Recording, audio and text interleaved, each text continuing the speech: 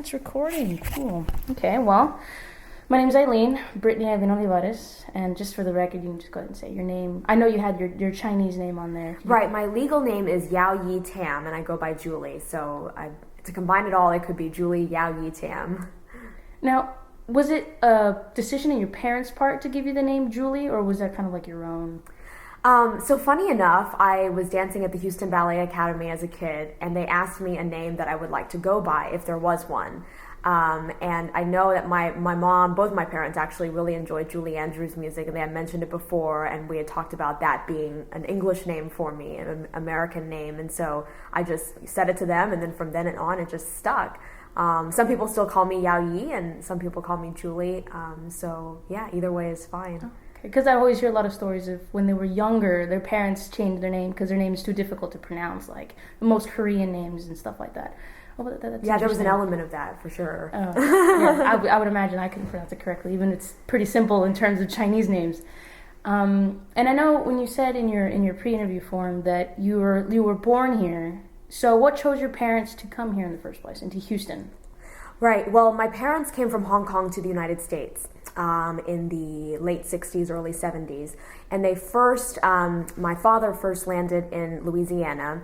He came for grad school. He had already came, with a college degree from Hong Kong. And my mom landed in Oregon, and she had not gone to college yet in Hong Kong, so she came for college in the States. And they eventually met in Oregon when my dad moved to Oregon. He had earned 2 master's degrees, and my mom was earning her master's. Then they both moved to Texas. My mom actually went to A&M to work on her PhD, took all the coursework there. My father also did his PhD coursework at A&M, and so eventually they moved to Houston. I should back up and say that my mom earned her undergrad at Oregon and her master's at UT Austin. And so they moved to Houston to go into the oil business. That was what was booming and hot back then, and their Especially degrees, in Texas. yeah, and their degrees were appropriate for it. My mom being a petroleum engineer, and then my father a geophysicist. So that's how they landed in the oil capital of the country, maybe. Yeah. Now, of course, since they came from Hong Kong, you would have to assume that maybe they would have some money to their name in order to come to the United States and pursue such, big degrees, especially those that are quite time-consuming. Mm-hmm. So, do you remember much of them talking about just how was their economic status it was in China, and whether or not it changed much when they arrived here in the United States? Right, they were very middle class back in Hong Kong. They certainly were not rich. They weren't poor and starving or anything like that either. So they came, with very little money. I believe they had some scholarship money, but I know that it was clear, that they were on their own now, and they were trailblazers. They were among the first of the family to come to the United States and left behind parents and other siblings back in Hong Kong. And so, certainly they had to work some jobs that aren't that glamorous, including washing dishes at the casino in Nevada over the summer. And my mom was a keno runner at one of the casinos in Nevada while my dad washed dishes with another PhD student. And so it was quite interesting. Actually, at the time he was a master's student, but then later the two were PhD students. So yeah, very interesting jobs that they had to take just to kind of have money to be able to spend and live here. When they, as you were a kid, by that time, I'm pretty sure they were pretty well off, had their own home, were a lot more stable. But they ever tell you about those stories? Back in the day, I had to wash dishes. And how did that make you feel to know that your parents at some point were having to wash dishes at a hotel or casino? I thought it was funny, the image of my dad washing dishes, but at the same time, I certainly knew that was very humbling. They were students, certainly, extremely intelligent and talented, going for these higher degrees and eventually great careers. But those were, humbler days. And even as a child, we certainly were not wealthy. We, had limited amounts of money to spend on things. I was told to spend $1 at the grocery store. That's what I had. My mom said, here's $1, you can buy anything you want that costs $1. And back then you can find, yeah, exactly. Back then you could find a few more things that cost $1, but it was still limited, to candy or a little children's book or something like that. And so we certainly, lived quite a middle class, existence. My parents, had good jobs that were well-paying, professional jobs. They weren't, crazy good-paying jobs, not like just, millions of dollars or anything by, not even close to that. But, they had company cars, and we had a nanny for me. I'm the firstborn, and for the first 4 years of my life, we had a live-in nanny. So she lived with us, and, we paid her, and she ate with us and everything. She took care of me so that my mom could work, because my mom back then only had about a month of maternity leave. Most women nowadays have about 3 months if they work for a company that pays for that. And so yeah, certainly just a working family, middle class family in Houston, Texas. And I'm assuming your siblings were born in Houston, or were they born? Yes, yeah, we were all born in Houston. So my parents actually, unfortunately, divorced when I was 2 years old. My father remarried about a year or so later, and had my sister and brother, and my mom never remarried. And so we kind of had a blended family, where my mom obviously lived separately from my dad and stepmom, and I would split my time between the two households. Yeah, I know how that feels. My parents divorced when they were two, too. So it's still, you spend the summer months with dad, you spend the rest of the time with mom, kind of thing. Yeah. Well, luckily, because they were both in Houston and only about 10 minutes away, I just split my time literally like every other day at, each place, but roughly. So, yeah. But how did it feel? Like, as a kid, did you feel that sometimes maybe the divorce because of economic reasons was just personal, Yeah, just personal. Mm-hmm. Personal, oh, okay.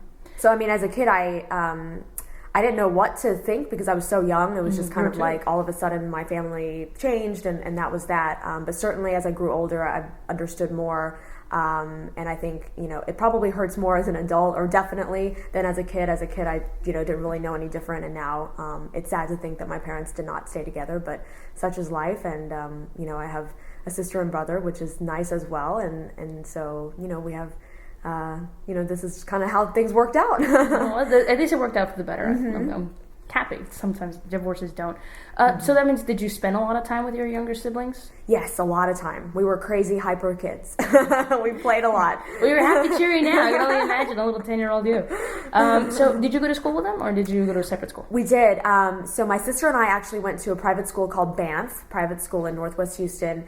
And then once my brother started school, by that time my sister and I actually had transferred over to Second Baptist. And so then he joined us there as well. So we went to Second Baptist, for the rest of our schooling. My brother was there for his entire schooling years, and but then we diverged in college. So can't stay together forever.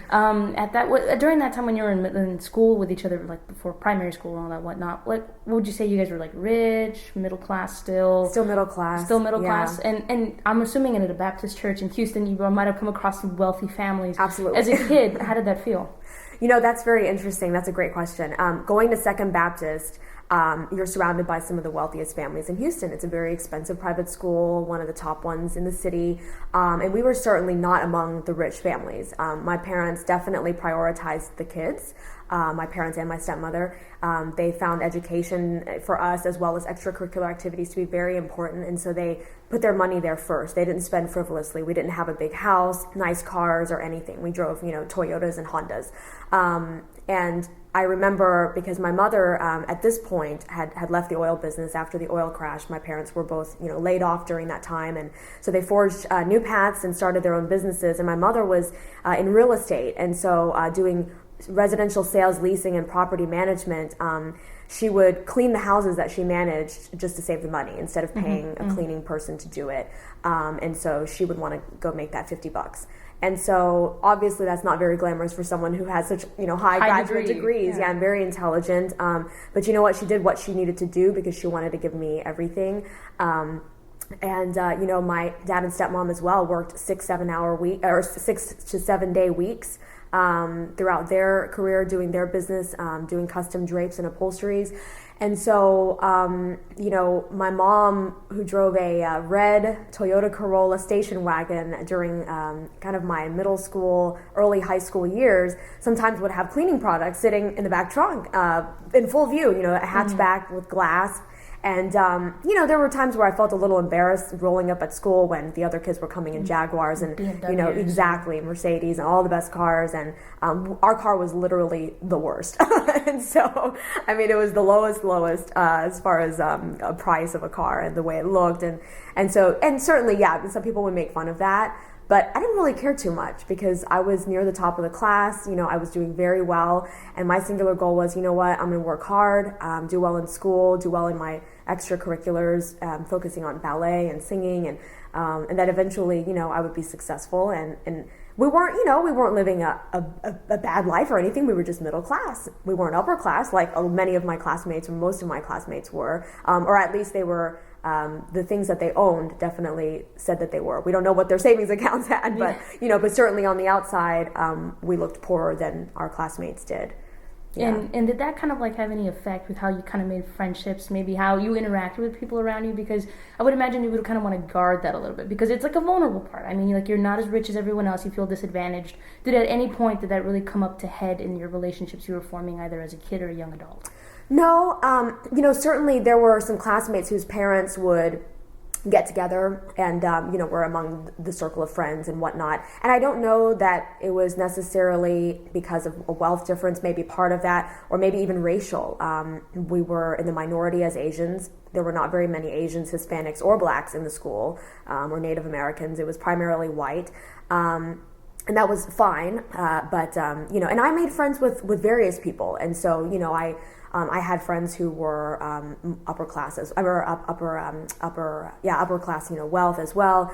But so I don't know how much it played. It wasn't something that was really brought up a lot, and we never really had any friends over at our house that much. I had maybe one friend who would, was very close to, who would come over, and and that was fine, and I would go over to her house, and I guess because I had my own confidence about my abilities and being successful in school, that I didn't really care about the money thing. Which is a good thing. There's a lot of people who are afraid. Like, I know a lot of Hispanics, when you have a very poor family, I come from a very poor family, you don't want to bring friends over because your grandpa sleeps in the living room and there's a curtain to separate the bathroom from the kitchen. It's right. Like, I live in a very, very, very poor neighborhood, so it's kind of like you didn't want to bring your friends over because they would laugh at you. You felt like they would laugh at you. Right, absolutely. But it was a great thing that you were able to like overcome that even kind of like thinking. But then again, with a strong personality and a strong drive, I would imagine that it doesn't matter. You're like, oh, whatever, Exactly. But it was important that education was a good part. And I know you wrote about your ballet. So you had quite some time there, I imagine. Yes. How old were you when you started? So when I was at Banff Private School, they had some after-school ballet classes, not really serious. And so I did that when I was about 4 or 5 years old for a couple years. But then my mom really wanted me to get serious into that and go somewhere where they would do really proper technical training and just provide a very strict atmosphere to grow within. So she took me to the Houston Ballet to audition for it. So when I was 8 years old, I was accepted into the school and then started from then on. And then I finished out the pre-professional program at the end of my junior year of high school. And basically, I knew that my body type, while I'm thin, I'm not ballet, perfect prima ballerina body. Let's put it that way. And so, and my abilities, while they were good, they weren't stellar. And so I knew I wasn't going to have a professional career in ballet, and nor did I want to. I wanted to go to college and actually focus on something, an academic career and do something else, business, journalism, whatever it may be. So when I finished the pre-professional program, I was just happy about that. And, it was like another thing under your belt. Yeah, it was fun and something cool to do. Exactly. And like I gained some skills and yep. And so then senior year of high school, I didn't, take any more ballet at the Houston Ballet Academy, but I did take, there was a ballet class offered at school as part of the PE program. You could choose ballet instead of, sports or other things, and I've never been good at sports. So anyway, so that's what I did. And then since then, in my adult life, I've taken adult classes at the Houston Ballet Academy. And then, I've lived in other cities as well. And in Dallas, I took classes at the Texas Ballet Theater. So yeah, just keeping that up, because it's hard once you get off of it to really keep it up. Yeah, it's like any kind of skill, something you have to maintain. Mm-hmm. So you would say that it was more like just a habit, but at no point ever did you really think this was going to be a career for you? Something that you strive to do is for like money and support? No, I mean, we thought about it for about 5 seconds. We looked at, how old do you have to, because there's actually an age limit. Yeah. I think it was, for girls, you have to be about 17 or younger when you enter the company. If you're older than that, they don't want you, or something like that. If you're a boy, you have maybe a year more to get in. And then, we just looked at, I'm not a prima ballerina. I danced ballet and the best school in Houston. And so I was good enough for that, but not to go on to the next step. Oh, that's very interesting. When I saw the ballerina thing, I was like, well, what does this woman not do? She speaks like, what, 4 languages? I don't know how to sew. I'm not good at contact sports. Well, that's something I kind of expected. So, when did you learn your 4 languages? The Cantonese, Chinese, Spanish, and English. Spanish was a total surprise there. I was like, whoa. Yeah, so Cantonese was actually my first language. My parents taught me that at home, and they figured that I would definitely learn English when I went to school, and they didn't want me to not learn Cantonese. And they also didn't want me to have their foreign accent, so they didn't want to be the ones to teach me. Because some children who, even though they're born in the U.S., they'll have a little bit of an accent if their parents taught them a lot of English. So my parents sent me to school with just a few words, poo-poo, pee-pee, maybe a couple others, just so I could tell the teacher when I needed those things. Words. Exactly. And so, yeah, I learned English immediately when I was essentially about 3 years old, when I started preschool. And then I learned Mandarin starting when I was about 8. We went to Chinese school, my brother and I actually, and then I actually went there for the full 12-year program, 1st through 12th grade, and so I learned to read and write Chinese, and certainly I've forgotten a lot of it, so now I can probably read about 25 to 30% of the words that are given to me in any random newspaper or Chinese book. This is Chinese Mandarin, Mandarin, correct? yes. Okay. And, and written, the written language is the same no matter what spoken dialect that you're using, but spoken, obviously, Mandarin is very different from Cantonese. And then Spanish, I learned a little bit, here and there in elementary school, but I got really serious starting in 9th grade. And so by the time I was a junior or senior, I was pretty fluent in it. And we read novels in Spanish, and I took the advanced placement exams and everything. And so I went on to Rice, and I took a few more Spanish classes that I've used it in my career. So all the languages have been very useful for me. Now, would you say that when you started to get serious into Spanish, did you at any point think that, this is going to help me get a job? Yes. Yeah. And in what particular job were you thinking that Spanish would help you the most? Well, I just thought that in anything, because there are so many Spanish speakers and the population was only growing, and I never foresaw that Hispanics would become majority in Texas, but now it has. So for sure, how useful the language that I thought it was then has even become more useful now. And then same with Mandarin and Cantonese. I figured, obviously those are languages of my family and a lot of our friends, and so that's very useful. And some of my parents' friends don't speak much English, and so I have to converse with them in Cantonese or Mandarin. And and in journalism, Spanish was the most useful because when you're out just interviewing random people, you don't encounter too many Chinese people in the cities that I had lived in primarily, but you do encounter Spanish speakers. And so I was able to use that to get exclusive interviews, for television news. And so that proved to be very useful. And then now that I've transferred into real estate and joined my mom in her business, I've used all 3 languages, and some of them on a daily basis. I'm literally sometimes getting confused switching from one language to another. I have to stop and think, okay, what am I trying to say? Oh, that's amazing. I speak English, Spanish, and a little bit of French, so I know what you mean by mixing, especially with Spanish and French, so similar. I was once reading something in French, but I thought it was in Spanish. I was like, this doesn't make any sense. What is this? Anyway, excuse me, sorry, a little sidetrack. So in college, you said you went to Rice, right? Mm-hmm. And then you entered, did you find it particularly difficult, especially since they always say, the Chinese or the Asians always get into the best colleges, like they're taking up all the spots. Did you ever feel any kind of negativity, that kind of any sort? What's funny, back when I was at Rice, the Asian population was only about 15%, and now it's about 25%. Yeah. So it's much more now in 2013 than it was back in 1999 to 2003, which was when I was there. So no, we weren't, since we weren't really a majority at all, I want to say the Hispanic population was just a little bit smaller, and then the Black population was a little bit smaller than that, and so it was primarily white. So we didn't feel like we were any sort of, racial majority at all, because we weren't. But it was difficult to the extent that the classes were hard, a lot of them. I mean, there were some classes I did very well in and didn't really have, that much problem. I felt like it was a continuation of high school. I, had a very rigorous academic slate in high school as well. It was a college preparatory school, and so I felt prepared in those cases. But there were some classes that were surprisingly difficult. I was really good at math in high school. I mean, always the top of the class in math, and suddenly I took, I think it was Math 102 at Rice, and I was like, wow, why is this so challenging? I mean, I was breezing through calculus, got the AP credit and everything. Rice does. Yeah, and I just, anyway, and even accounting, what people would say, oh, accounting's easy, but I'm like, not at Rice. That for some reason they just find complicated ways to make your life difficult. You think, I understand these concepts, and then they throw some sort of curveball at you, and you are like, wow, I guess I didn't understand it to the depth that I needed to. So yeah, actually that was the very first time in my life I had ever felt dumb, was when I went to Rice. I always felt so confident in myself that I was just the smartest, and I just, I was very confident in my abilities. I would come into tests, feeling great, unless I didn't study as much as I needed to, but still. But at Rice, I almost felt intimidated. You look around the room, and just the thought of the brain power, and some people would sit there and not be frantically trying to study at the last minute like I was. And so I thought, oh my gosh, this person's very prepared, like they're so smart. And they walk out 10 minutes early, and you're like, there goes screwing up the grade curve. There you go. So, yeah.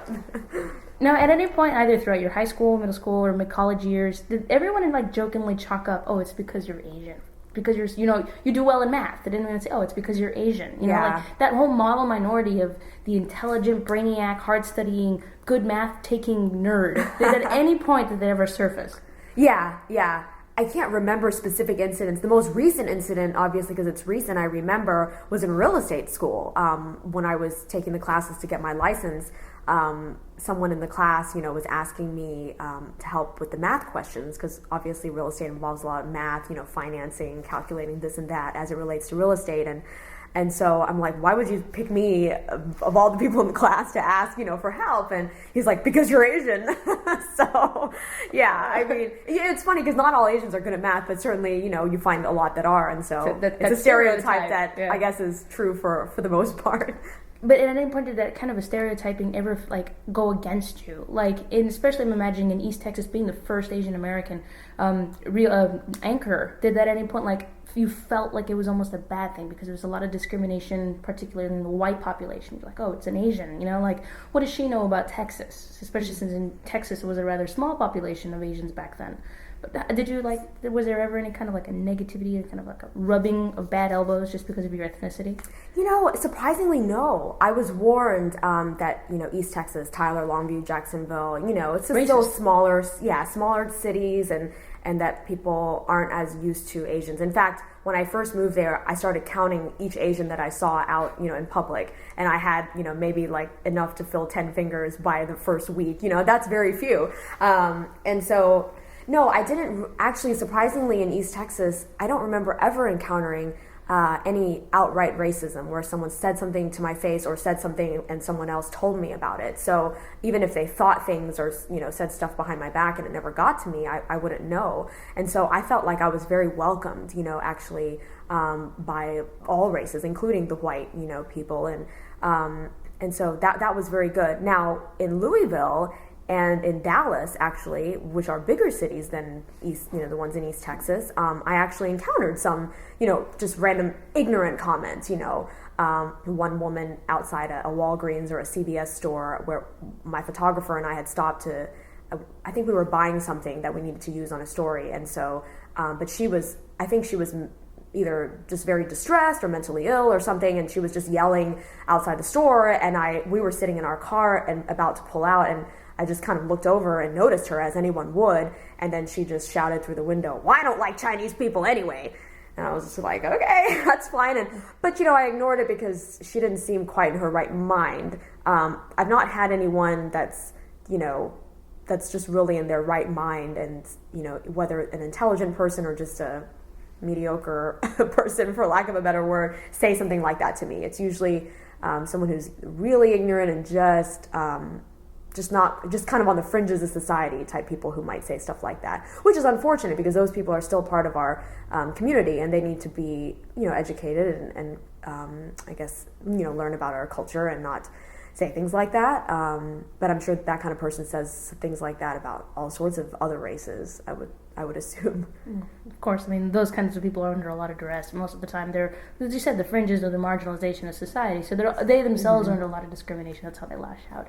But do you think at any point that maybe your economic status either helped elevate you above a lot of the racism, or do you think that you feel that as someone who have if you were at any point lower economic status, that you would have encountered more racism? Yeah, I definitely see the difference between what my parents encounter versus what I encounter. Certainly because I was born here and I don't have the accent. Yeah, and I'm, much more Americanized. When people talk, it's funny because I've had a few instances where someone's talking to me on the phone and they don't realize what race I am. And maybe they didn't catch my name or whatever. And then when they meet me, they're like, whoa, I didn't realize you were Asian. Like, as if, we're supposed to all have accents and they couldn't tell on the phone. But yeah, I think... Not so much based on economic status, because most people, I guess most people would assume that I'm at least middle class because I don't look particularly poor. And so they, and because of my television work over the past 10 years, being on television, that elevates you to that status. And so people respect you to some extent. Of course, you still get, very few and far between. Literally, in an entire year's time, I might encounter one at most instance of, kind of racial comments. So I mean that's quite good, I would suppose, because I encounter so many people on a daily basis. But my parents, being that they have foreign accents, they encounter racism a lot more. I mean, they would tell us about it as we were growing up, how random, either customers or in my mom's case, tenants or potential tenants of homes that she either owns or manages, would just say things like, go back to your own country and stuff like that. Mm-hmm. No one's ever told me that. I suppose they would assume that I was born here and this is my country in the U.S. But yeah, I mean, those are really sad remarks because for most people living in the U.S., this is not their original country. They immigrated from somewhere at some point in time. And so even white Americans, immigrated from Ireland and Germany and places. So nobody needs to go back to their own country. People immigrate to all sorts of different countries around the world all the time. And, that's just the way the global society works. That's true. But that's sad that you still encountered it at any point. But do you think that in your profession, if you had chosen a different one, would you have encountered it more? Because I know you started economics. I'm pretty sure you worked a little bit at a bank before you went into journalism. Actually, no. You went straight to journalism. Yeah, my career was just strictly journalism. During college, I worked, some random jobs to just make some money, and so I worked at an online grocery delivery service at one point, and then I worked at the Jones College office, the on-campus dorm office one summer, and did some tutoring and things like that. And so in those jobs, I didn't encounter any sort of racism, but of course I was dealing with people who were professionals or educated people, and so usually different environment. Those types of people don't say things like that. So it's hard to say if I would have, what I would have encountered. I'm sure if I did some sort of blue-collar work, as I've heard other Chinese friends of mine or people that I know, maybe I would have encountered that kind of racism and those kind of remarks. That's interesting. Because, figure a lot of people say, they always attribute certain jobs to, certain low-classness. But do you feel that you're either being a woman or being an Asian American had opened or closed any particular doors in your career? Like, do you feel that being Asian just puts you at an edge? Or being a woman puts you at an edge in anything? It's a mixed bag. When, for example, in television, because that's encompassed most of my adult life, when hiring managers and news directors are choosing on-air talent to hire, they certainly want it to be somewhat representative of the population. So in places like Hawaii and California, where there are more Asians in the population, you'll see more Asians on air.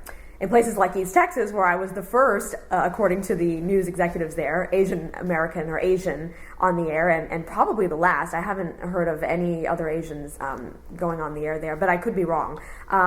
And so, if you are going to be the only Asian on air, because they can't, I've been told, we can't hire too many because there aren't that many Asians, around. Yeah, so people will complain. There you go. So you have to have the token Asian, maybe a couple of Hispanics, a few blacks, and then, the rest of them are white.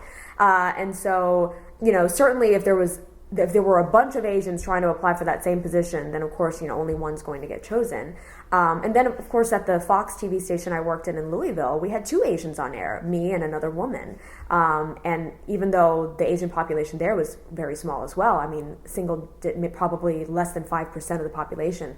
But the news director back there was obviously open-minded and didn't necessarily just look at race alone and wanted to look at the quality of work we could bring. And so it's kind of a mixed bag there. And as far as female versus male, certainly on air, we see, a pretty well-rounded representation of male and female reporters, meteorologists, anchors, and the such.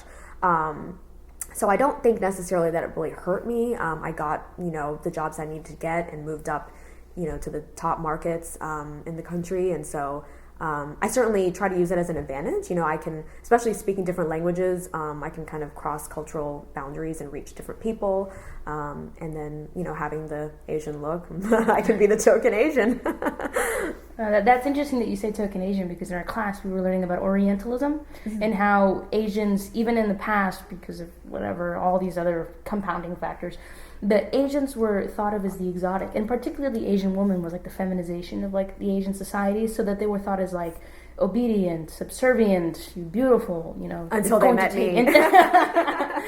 Which is making me think, like, why would you go into East Texas when, before history, I'm pretty sure you would not have seen or even thought of that many Asians in East Texas, but why East Texas? Why did you want to pioneer through there, especially in an area that's been known for some of its racism, Minutemen, those scary stories about immigrants being killed out there because they were immigrants. What's funny, I didn't focus on going to East Texas. Really, when you're starting out trying to look for your first television on-air job, you just want to go anywhere. If you get multiple offers, then you're lucky, and then you can kind of pick and choose. But you start out in a smaller market, and so being that there are 210 television markets approximately in the U.S., New York being the largest, Houston falling in around number 10, and then all the way down to, I don't remember the smallest, but somewhere like Bozeman, Montana, or Zanesville, Ohio would be in the 200s or around there. But this particular East Texas market was market 107, so it was kind of right in the middle. And, I had that offer, and I had the offer also to stay in Houston to be a reporter, but I would have to be what's called a one-man band. So not only reporting, but also shooting my own video, lugging a bunch of heavy camera equipment, and then editing the video and all that. And so that would be extremely, much, especially in Houston heat. And obviously this is just an audio recording, but I weigh, at the time, around 100 pounds or just under, 98 or something. Equipment now I'm about 10. Exactly. Now I'm about 10 pounds heavier, but still, small person. So I thought, I really don't want to do that. If I can avoid being a one-man band, which I did for my whole career in television, I would avoid it. So this, the job in Tyler looked very attractive to me. I would have a photographer and an editor. I would not have to do all of that. I would just focus on my reporting. And so I went for it. And then the next job that called was Louisville, Kentucky, Southern Indiana market, market 48 at the time. And then next up was Dallas-Fort Worth, market 5. And so that was my path. Do you know whether or not a lot of Asians took I'm assuming that the markets are ordered and quartered like prestige, no? It's actually the population that the broadcast signals reach. So, for example, DFW, even though Dallas and Fort Worth individually are smaller cities than Houston, but together that whole area has actually more population than Greater Houston, than the reach of the Greater Houston signal. And so that's how it works. Do you feel that maybe some Asians, do you know whether or not a lot of Asians chose like higher prestigious jobs, like going to bigger markets, like because they wanted to have more prestige? And like, why did you choose the ones that you chose, or did they call you? Yeah, and so actually the path that I took is somewhat typical, and it's a path that you're told when you start out that this is what you're going to take. So actually, yes, most people, whether they're Asian or not, will start off in a smaller market and then move up to a medium-sized market, and then if they're still in the job, or if they've made it, then they'll go up to the biggest markets, and then eventually potentially national. And so it was kind of a pretty typical path, I would say. Nowadays, because the industry is hiring at a cheaper rate, they're paying less, so then they're actually paying younger reporters that are fresh out of school to go into the bigger markets and paying them less than we are paid by going through the track of small, medium, large. Because I imagine when you start, you have more experience. You should be paid more, right? As you go along. Exactly, yeah. Someone who's fresh out of college going into the big market is going to get paid less than someone who's been in it for 8-10 years, having gone through the tracks. And you really don't want to make your mistake on national television or on television in a big city. You want to start, that's why they tell you got to go for those small markets. The big markets won't even want to hire you. At least that was the case in my time. And so, that way, in case you make any mistakes on air, the audience isn't quite as big. It's still large. I mean, there were over 300,000 people in the audience in East Texas, so it's still a lot of people if you make any mistakes. So, but I mean, people will stumble on their lines every now and then. That's not really considered some egregious mistake, but certainly you don't want to do anything, bigger than that. And luckily, I escaped making any big mistakes. But your career would have ended then. Right. When you entered East Texas, do you know whether or not you were like the only Asian fighting or looking for an anchor job? I've known of people, of other Asians applying for jobs there. Whether they got them and chose not to take them, or whether they didn't get the jobs, I don't know. But I know of people who've applied.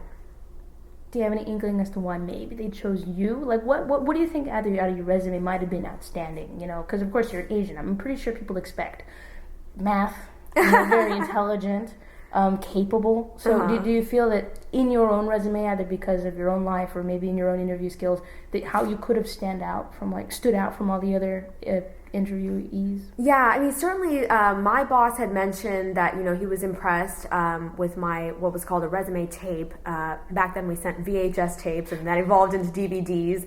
And now it's just flash drives. That's right. Or online videos. And so the resume tape is just a reel of your work, samples of you on air. And so I had put that together while doing internships at different TV stations in Houston, and also during my senior year at Rice, I actually had a paying job as a producer at a TV station here. And so I would go out with reporters and shadow them, and I was allowed to go by myself one time and shoot a story that aired in Houston.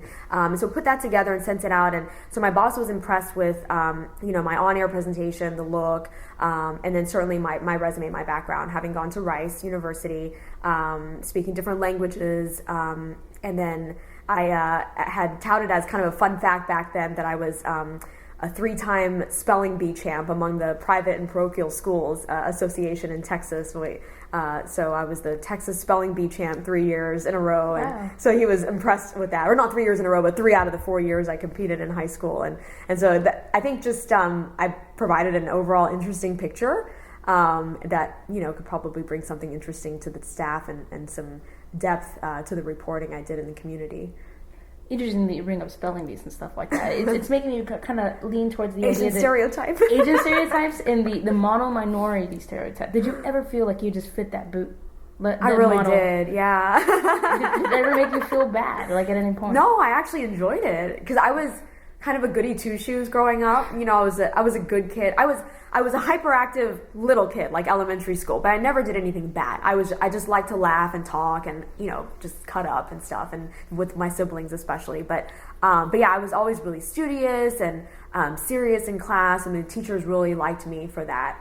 I guess some people might call that a teacher's pet. I didn't suck up to them or try to brown nose with teachers, but I was just you're just better than everyone else. I was just a good kid, and I did what I needed to do, and I knew I was responsible and disciplined. So yeah, I absolutely fit the Asian stereotype, but and I guess that stereotype in particular is a good one. So because there's other negative Asian stereotypes that I've heard, and so hopefully I wouldn't fit into those. Which ones have you heard? Because I'm that Asians are stingy and greedy, with money. It's the stereotype that people label Jewish people with as well. That we're real, and I'm frugal with my money, but I'm generous in charity and donations and giving gifts and treating my friends and family to dinner. And so I thought about that stereotype, and I'm like, well, I am frugal with myself, and I want to make sure I save and I have coupons and rebates and find the best deals. But in TV, white people do that anyway. So like, why are you gonna have to attribute it to Asians? That's right.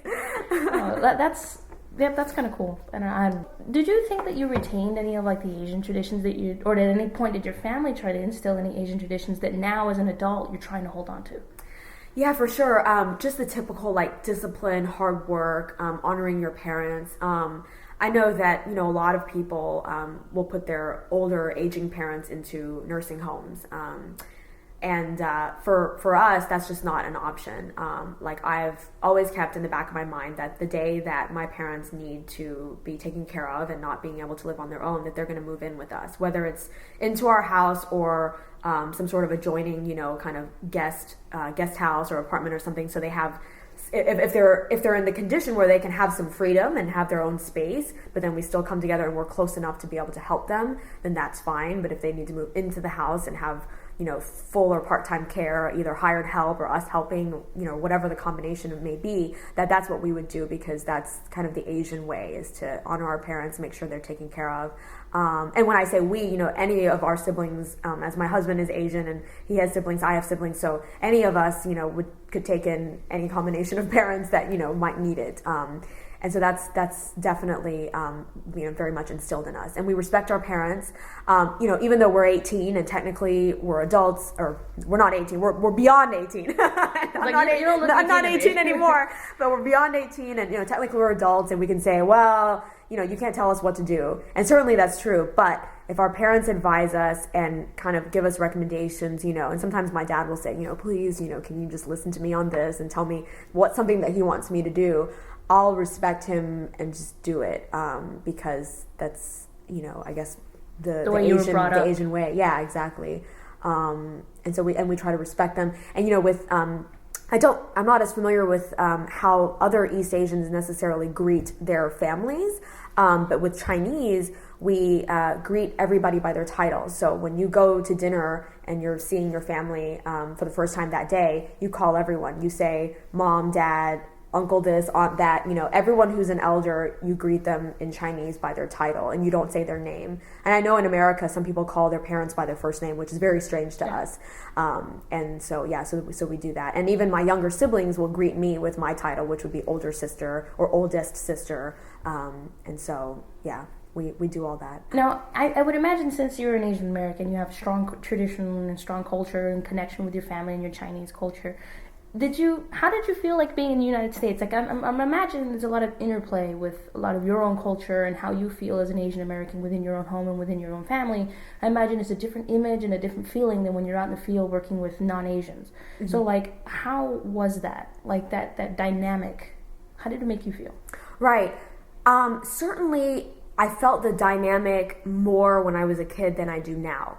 I think obviously because my family's been in the U.S. for such a long time now, and longer than I have since they came before I was born, that they're more Americanized.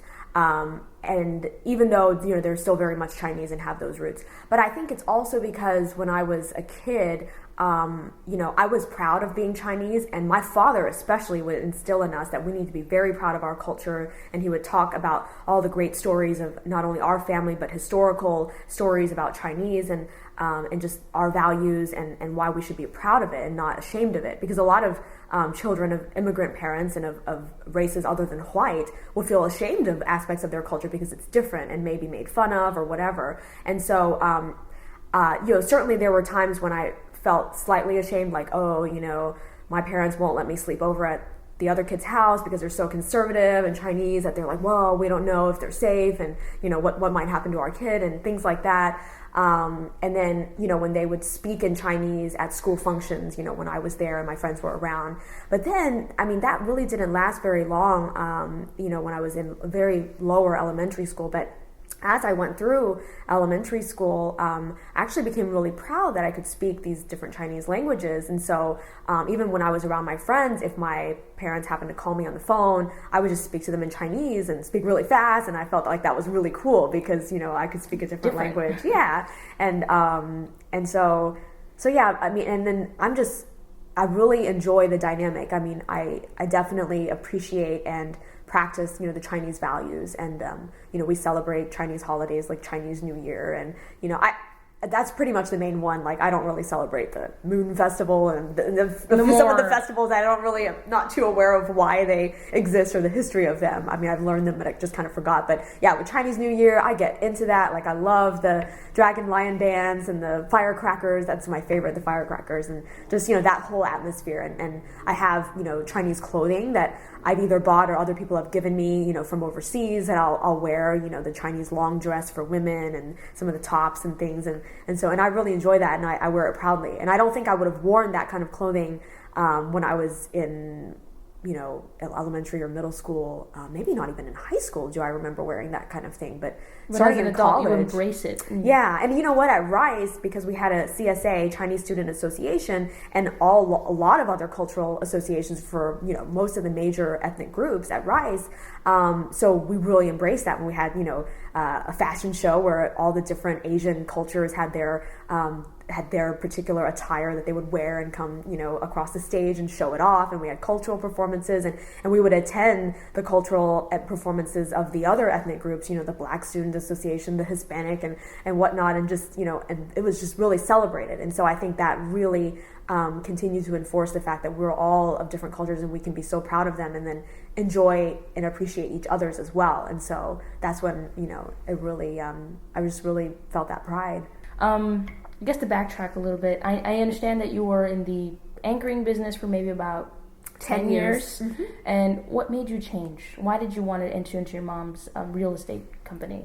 Right, so several factors. I felt like I had achieved most of what I wanted to achieve in television news. I wanted to get all the way to the big market. Of course, I had aspirations to have that national job, which I appeared on national TV quite a bit, throughout my career, but from the local level. So the national TVs would either air my story or interview me live about some big story that was happening in my local market. But I wasn't fully employed by a network like NBC National.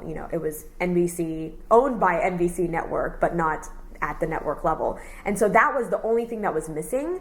But then at that point in my life, my last stop being Dallas-Fort Worth, and I was 30, I just turned 30 at the time when I left the business. I kind of felt like I wanted to come home. My parents are aging. They're still healthy and just doing fine, but, just kind of seeing, well, do I just want to keep hopping around the country and moving around? And my husband too, he every time I moved, he'd have to find a new job and, come tag along with me. And I just felt like, well, it just can't be all about me and my career moves. And I had kind of had enough of TV news. It was very rewarding. I had done a lot of interesting stories, met a lot of fascinating people, and done a lot of work that I found really rewarding, especially the investigative work that would, change policies and make, government officials actually act on findings that we made and stuff like that. And just some of the beautiful stories that we were able to tell, my photographers and I. And so I kind of felt like, what? I've had a good run. This is like the perfect timing for me to just come back home to Houston. And my mom, is close to retirement age. I don't know if she'll ever retire because she just works. But, I felt like this would be the time to really learn the business. I grew up in the business and I did a lot of office work for her growing up. Even as a kid, like 8 years old, I would balance her checkbooks and things. I just loved doing that. I didn't like washing dishes and doing household chores. So but you could balance your checkbook. Yeah, so I knew I wasn't going to be a housewife, and I was like, I want to work, and so, and I would help her answer phones and like do bookkeeping. I just loved that stuff. And of course it had to do with numbers. So I just loved, the math aspect, very stereotypical. And so, I thought I need to come and really learn the business as a professional, as an adult. And, and she's a broker and I'm just a licensed real estate agent. And right now the requirements are that I need to be working for 4 years and earn so many points based on all my transactions to become a broker to be able to run the company. And so that would be the goal, since I'm her only child, that I would take over the company when she retires, or if she wants to go part-time, and I would just move into a primary role. And so it really was just the right timing, kind of all the factors coming together.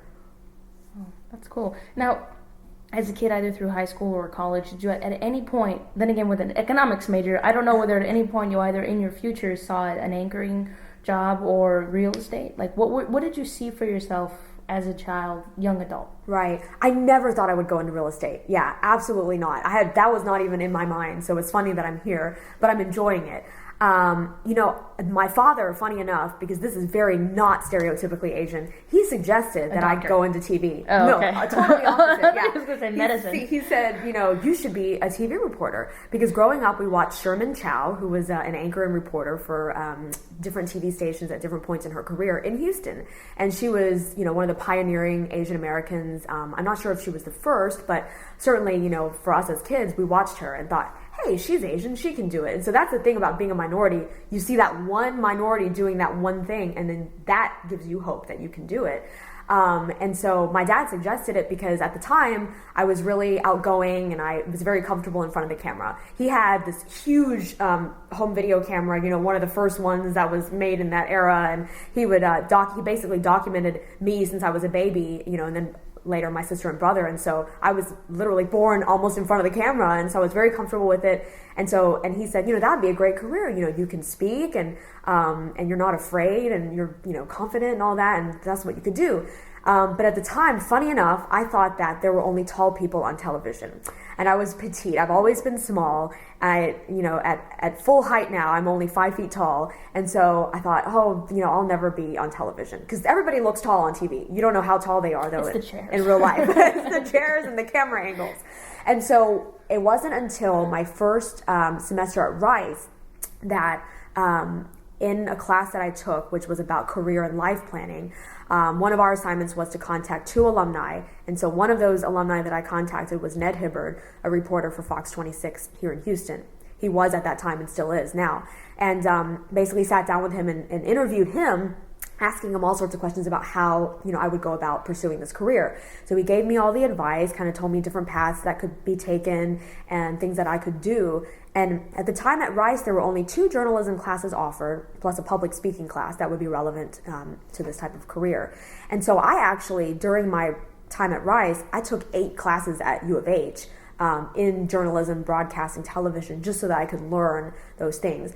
A few of the classes I was able to transfer and get credit for, but it was such a difficult process that I just kind of gave up on that. I had enough credits, I knew I was going to be able to graduate with more than enough credits, so I was just like, whatever, I'll just take the classes to learn, but not worry about transferring credits.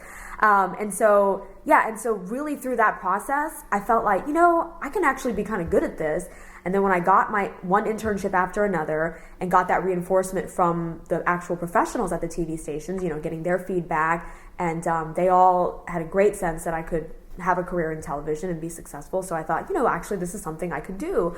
And so that's when I pursued it. Because in high school, as I was applying to college, I didn't think about journalism. That was in the back of my mind, but I thought, I'll major in economics just so I'll have something that I can do that has to do with finance or, numbers, math. And then I also thought about my grandfather on my mom's side was a politician. He was in government service, a senator in Taiwan in his day, and so I thought I would love to pursue something like that in public policy. Eventually be some sort of government leader, and so that's kind of what my thought process was. But yeah, once I ended up on the TV news track, I was fully focused on that and just knew exactly what I needed to do, and spent my entire 4 years at Rice, going for that and participating in Rice Broadcast TV on campus and things like that. And K-True, the radio station, the terrestrial newspaper. They still have K-True. Exactly. Just in a different form. Hipster music. Mm-hmm. Your major. Interesting that you chose economics. Why not choose something that was more close to your whole anchoring business, such as communications, journalism? I don't even know that I have a journalism major. I majored in economics for a few reasons. One, I didn't want to major in anything that had too much reading involved. I didn't like to read. It's funny because so many people... Now all you're doing is reading. Right, well, but not a lot of reading. Like, I'm not an attorney. They got to read a ton of stuff, But yeah, I knew I didn't want to read a lot. And then I didn't want to do pure math because that's not the angle of a career that I wanted. So economics would be kind of in the middle. You do a bit of calculus, quite a bit of calculus, deriving all these equations and things, but then you'd also read some, but it wasn't a ton of reading. It was just your basic textbook, not extremely long textbooks or novels that you would read in English or as a history major. And so yeah, I kind of thought it was a practical major, in a way a fallback major in case TV didn't work out. I didn't want to major in communications or journalism because I had the sense that those majors don't get you jobs outside of communications, journalism, PR, those types of jobs. And so that wouldn't really provide a good fallback. And it was, I guess, one of those majors that people would say they don't pay very well, unless you can become a top TV person. So yeah, economics seemed pretty practical to me. And I thought about being a financial advisor or just doing something in public policy, and having a good understanding of the economy would be a good thing. And economics did help you get into the newscasting, or was it still, like, as you said, a back thing? Was it more your internships or also your major that helped you get what you Definitely needed? A combination. Your internships give you that practical hands-on experience because you're actually going out with reporters in the field, helping them, and then learning and seeing what they do firsthand. You're doing stuff in the newsroom, in the studio. But economics was a different major than most people that go into TV. Most people that go into television major in communications, broadcast, journalism, something related to the field. But when hiring managers see a major like political science, sociology, psychology, economics, history, something different, they like that. And I've been told, nobody said that they don't like that. In fact, they encourage it. And when they talk to students choosing their majors, because it gives you another area of knowledge, so that you're not just knowing journalism. And technically, I had taken enough classes to have a journalism major, but because Rice didn't offer one formally, and 8 of my classes were at U of H, I didn't have that as a major. But so I had enough knowledge of it to go into the industry. And you do need at least some classes to be able to know, what's going on and have some basics. But a lot of stuff you learn on the job, and in fact, the stories that you're covering every day, you didn't major in medicine and, and all these different things and school board elections and all these different topics. You don't go to school for that. Right. And so, but you just have to kind of have that knowledge and way to synthesize information and enough intelligence to be able to, process all that and put it all together. And obviously have writing skills and public speaking skills. But yeah, definitely it's good to have something different as a major other than a journalism related major, so that you are able to think in a different way, and then when there are stories about economic issues that I can understand them. If someone majored in political science, they can certainly process and understand better the political process and the systems and the theories behind what's going on in everyday politics that they cover. Now, as a realtor, what kind of a transition was that for you? How did that go? It was a very weird transition. I've been out of TV for just over 1 year now. And when you first get out of TV, it's like you're just shocked, like shell shocked or something, because you've been so used to being in the spotlight. And then especially when you move to a different city where nobody knows who you are really, and versus when you walk around in the cities I've been to or in the cities where I've lived, where I've been on TV, and you get recognized in public. Not really often. It's not like I'm Michael Jackson and just can't even go to the grocery store. I mean, certainly I can live a normal life, but people would people would come up to me and things, and then you are respected to that level because, oh, that's Julie Tam on television. And then all of a sudden to almost being like nobody, and you're like, wow, how do I live life like this? I've not known life, not on TV. I mean, obviously as a student, as a kid, I wasn't on TV, but once I graduated from college, that was it. TV, I was always on television. So it was very strange. It was hard in that sense that I was just like, wow, I mean, I'm just not appearing on air every day. And then it was also kind of sad from the Asian American perspective, because I had Asians tell me, oh, we're really sad, we miss seeing you on TV. And I'm sure that the way that Sherman Chow provided for me a role model that I could aspire to be on television, that I did the same for other Asian children. And I just was thinking, and that was the hardest part. I was thinking, wow, I hope that there aren't little Asian kids that don't see an Asian face on this particular channel now that I'm gone or whatever. Luckily, there actually is another Asian female. It's a good friend of mine back at the station, the last station I was at. But that wouldn't somehow hurt that Asian dream, the little kids being on TV one day. And so, so it was an interesting transition from that respect, just like mentally. But I think now I'm fine with it. I mean, it's still a little bit strange to think about. But really, my stress level is much lower now than it was on TV, because those deadlines were just, insane. Mm-hmm. And now, certainly we have deadlines. We got to make it to closing, and we got to do all these different steps when we're trying to sell or help someone buy a house, and different. But they're not those daily deadlines like 11:30 a.m., 4, 5, and 6 p.m. You got to make it on the air and get your stories together in different formats, and just this craziness. And I don't have to stand outside for several hours at a time, unknown lengths of time, in all sorts of weird weather, from snowstorms to thunderstorms to hail to 110-degree heat. So that's much more positive now. Now you're in air conditioning, which is a lot nicer. Yeah, I mean, we go into some interesting houses, sometimes that could be either hot or somewhat dirty, but it's nothing compared to the uncontrolled environment that you're in when you're reporting on events that that are unpredictable. So yeah. And to step a little bit from that, in real estate, I would imagine that just being an Asian American, knowing Chinese, knowing Mandarin Chinese and Cantonese, and speaking Spanish, what kind of spheres do you feel that you were able to penetrate? Social spheres, cultural spheres, to help you sell? Because I would imagine you don't sell just to Asians or Americans or white Americans. You sell to African American, Muslims, Indian Americans, stuff like that. So what kind of spheres could you enter that you felt as an Asian American gave you an edge? Hey, you covered it all. I literally have had clients of all those descriptions: Hispanic, Black, Asian, Muslim, and Middle Eastern. So yeah, you finished answering the question. Yeah, I mean, certainly it helps because if you speak their language, they're comfortable with you. They think that you understand their culture, that you can relate to them, that you're not going to discriminate against them, that you can help them. And so it's all positive in that respect. And then certainly it's been interesting. I've learned all the real estate terms in English, obviously, to get my license. And there were a number of terms, obviously, that were new to me and to all the people, going for their license. And so you have to memorize a lot of real estate vocabulary. A lot of vocabulary which you don't even use on a daily basis. It's kind of archaic, but you just have to learn it, just like we learn stuff in school that we don't necessarily use.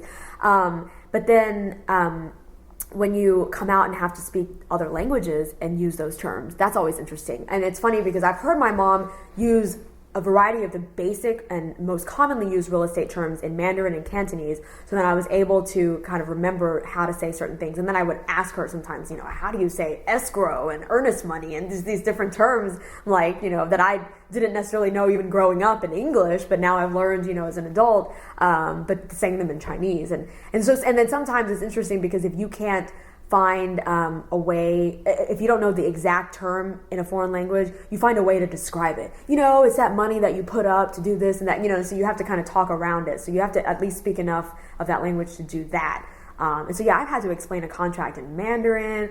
I have to tell people about features of the house in Spanish. So you get to do all of that. And sometimes, you search for the words because you're not perfectly fluent, like I am in English, but you just, you try. You grab at straws here. You can do it, yeah. Has at any point any Asian person, family, group ever said, "You're too American. You're too American. Why aren't you more Chinese? Like, you're forgetting your roots." Did you ever encounter that at any point? No, because interestingly enough, among our family friends, so parents that would be my parents' age and their kids would be my age, I actually speak the best Chinese, pretty much among all of them. So they always see me as, the good Chinese girl, yeah, who learned her language and kept it and went to Chinese school, whereas their kids are struggling to speak Chinese. So yeah, certainly no. And funny enough, I guess that's the nerdiness in me. So this is very ironic.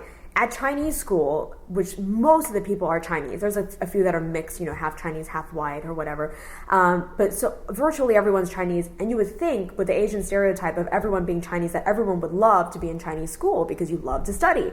But no, I actually have never met anyone in my life who liked Chinese school.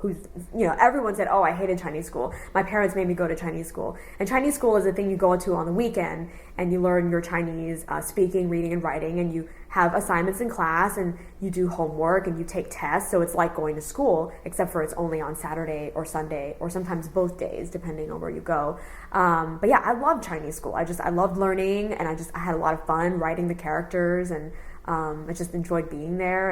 And so, yeah, so I was, I guess, really Chinese in that respect. Okay. Because I've known a lot of people, like, at least in our classes, there's that whole generational struggle where the younger children, the Generation Y, those who were born here after their parents immigrated, it's like parents feel like they're losing their children to the American societies. Did your parents ever feel that? Or were proud of the fact that you were like a hybrid, that you maintained your Chinese roots, but at the same time were able to integrate well into American society? I think my parents are definitely proud of all three of us for maintaining our Chinese roots, and that we, obviously speak the language. And they certainly do see the American elements. Obviously, we're, Americanized. We go out with our friends, and we don't. We respect our parents certainly, and we talk to them in a respectful manner, but probably not to the same extent as a kid raised in China. Certainly there's rebellious kids in China and Hong Kong and Taiwan, who don't respect their parents, but maybe the way that they talk to their parents would be a little bit different. I know that especially on my dad's side, his relatives, like his sisters and his parents who would come to the United States and visit us, they saw a bigger difference. They saw that we were very American because they lived in Hong Kong, and they would say that, my dad was not disciplining us enough, the Chinese way, that he was letting us, just go crazy and act hyper and run around the house and laugh loudly and yell loudly and stuff like that. And so, but my mom's side of the family is much more Americanized. So, certainly they're pretty much in line with, with our generation. And what's interesting is there's a lot of intermarriage now in our family. We have, I have cousins who've married, white and different races, and my sister's engaged to a white guy. I married a Pakistani guy. And it's fewer and fewer of us are marrying our own kind. And it's funny because obviously our parents would rather us marry Chinese because it's easier, and that way, the families can get along easier, and and we already all understand each other, speak the language, and it's just there's more comfort there of likeness. But they now I think they've been here long enough and seen, not only within our family but just society in general, that people are intermingling and intermarrying, and that's just kind of the way it goes. And my brother's the only one left in my immediate family who hasn't gotten married, so we'll see who he marries. Is there any push for an Asian woman? Is there any point any part in your family that's like, marry an Asian girl, she'll take care of you? Well, certainly they told us, that it'd be better. We would like it if you would marry someone who's Chinese or East Asian, so at least it's similar. But but they're not against who we ended up marrying. I had a lot of opposition, my husband and I, from both of our families when we were wanting to get married, because of our religious and cultural differences. But it was based largely on stereotypes. Neither family had met the opposite person. I mean, my family had not met my husband. His family had not met me. They were judging based on stereotypes of what we were, and just very afraid and with the unknown, But once they actually met us, each side met each other. Now, I mean, everybody gets along. We love each other. And it's just sad that we went through several years. I mean, both of our families, and then my husband and I, when we were dating and even when we were friends, we went through so many years of just turmoil dealing with this opposition. My husband and I knew each other for 6 years before we actually got married. So it was like the first 2 years were okay because we were just friends, but the 4 years in between were just awful, because of extreme parental opposition, and it was very sad. But now it's like everything's worked out, which I predicted, but it just took a while. At any point, did you ever think to follow through your parents' wishes? Like, did you ever look for Asian boyfriends first, and then maybe think, this isn't really for me, and then found your later Pakistani husband? Uh-huh. Did you at any point have to go through that? They never made me do anything. The only other person I dated before my husband for any length of time was white. And then, I had gone on, just 1 or 2 dates with a couple of Chinese guys, and, I liked Chinese guys. I liked, all types of people, but ultimately the pretty much almost perfect guy for me, unfortunately, he has a different religion, and so, I wish that I could share the same faith as him, but we respect each other's faith and allow each other to practice our faith, so it's not a problem. But it just turned out that other than that, I found the perfect person for me, and, he's a wonderful person, and my parents see that now. There was a lot of fear because, especially during that time right after 9/11, of Muslims and people from that part of the world, the Muslim world. And so they were very afraid of that, and what kind of man this could be. And it now turns out he's the complete opposite. And now they're saying, now make sure Julie's treating you nice, because I'm the more dominating one, and he's very gentle and just, he's the docile Asian woman that I'm not, essentially, as far as characteristics. Oh, wow. Now we can start to step away a little bit from the economic, the capital, and the labor questions. And now I really want to get to know you as a person. Because I can imagine within the time allotted here, I'm pretty sure I can only just touch the tip of an iceberg. You've touched a lot, so I'm really impressed. You've really branched around the whole interview. Now let's try and just go back. Have you ever visited Hong Kong, maybe to visit? As a wrap-up question, because I know you have a meeting at 1. It's already it's okay. I don't want to press you for time. I want you to have a good lunch, everything's have a great day. I want to kind of ask you, what do you see for yourself in the future? Yes, so I do see, obviously continuing on the real estate track and running the business one day. And so right now I'm trying to expand it and modernize it and just really implement, kind of put my footprint on it and implement changes. And certainly I have a very strong foundation with which to work because of what my mother set up. But, I am actually writing a book. Because of my move to this new house and, all the unpacking and setting up and, building the new house, it just has taken up so much of my time. So it's been put on hold for the past few months. But the book is actually, the working title, I guess, is, well, I shouldn't say it because this is going to be public. I'll reveal it later maybe. Well, you know what? I can say it. It's going to be an unarranged marriage. So as opposed to an arranged marriage, my husband and I obviously were not arranged. Quite the opposite. We wanted to be, or our families wanted us to be unarranged, get away from each other. But so it's a story about that. Obviously there will be some biographical information of, autobiographical about me and biographical about my husband and our backgrounds, but then obviously how we ultimately came together and all the things that have transpired and everything that we've learned, because it's been a wonderfully enriching cultural experience for both of us and our families, certainly. And not only cultural as in our two cultures, but really it's opened up everyone's eyes just about different people in general, because, we can't just base our judgments on stereotypes. We've got to meet people and learn about each individual. And so I see that in my future. I don't think I would return to TV news, but certainly if I would love to, continue doing interviews about real estate, being a real estate analyst, contributor in the media. And then some of my friends, who try to get media coverage for their businesses or their organizations or themselves, have sought me out to help them. Just how do you get, media coverage and stuff. And so since I obviously have all that background, I'm able to help them. And one more thing, I run a little side business called theapplicationmasters.com, where we edit writing from academic to professional. And it was always intended just to be a side business, just to kind of, not really to bring in tons of income, we're profitable, but just more so that I could have started something. I wanted to start a business. My parents both started businesses, so I thought I'd follow in the tradition and start a business myself and have something that I felt ownership in and that I was proud of, that I did all this to start this. So I have that as an online based business, so I do that on the side. So I'll keep doing that, but real estate's really the focus and almost my sole focus. If people submit things for me to edit, I do it, but I don't even really put in any effort to market theapplicationmasters.com anymore, just because I'm too busy with real estate. So it's like when the business comes, I do it. With certainly writing background and editing, I can keep that up. I'm heavily involved in Rice right now. I've always been. The alumni, you said that on there you had some of that program. Yeah, I'm on the Association of Rice Alumni Board and the Center for Career Development Board and the Rice Young Alumni Ambassadors, which soon I won't be a young alumni after you're 10 years out. I'm 10 years out now. We just want to be, philanthropic and, we love animals, so we want to continue to give to those charities, and we just hope to make a difference. People have asked me if I have a political career in my future. I don't know.